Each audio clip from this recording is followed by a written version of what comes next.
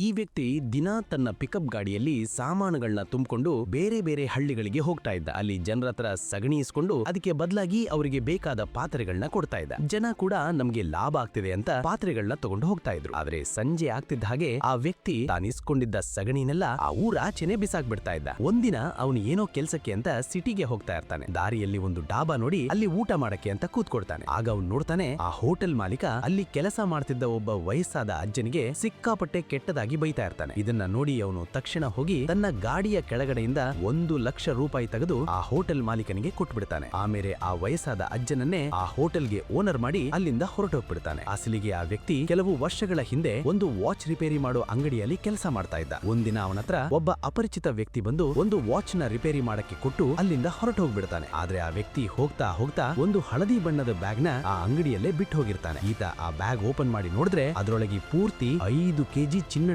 ಗಟ್ಟಿಗಳಿರುತ್ತೆ. 1 ತಿಂಗಳ ನಂತರ ಆ ಅಪರಿಚಿತ ವ್ಯಕ್ತಿ ಮತ್ತೆ ವಾಪಸ್ ಬರ್ತಾನೆ. ಆಗ ಈತ ಅಂಗಡಿ ಮಾಲೀಕನ ಮುಂದೆನೆ ಆ ಪೂರ್ತಿ ಚಿನ್ನನ ಸ್ವಲ್ಪನೂ ಆಸೆ ಪಡದೆ ವಾಪಸ್ ಕೊಟ್ಬಿಡ್ತಾನೆ. ಇದನ್ನ ನೋಡಿ ಕೋಪಗೊಂಡ ಆ ಅಂಗಡಿ ಮಾಲೀಕ ಇವನನ್ನ ಕೆಲಸದಿಂದಾನೇ ಆಚೆ ಹಾಕ್ಬಿಡ್ತಾನೆ.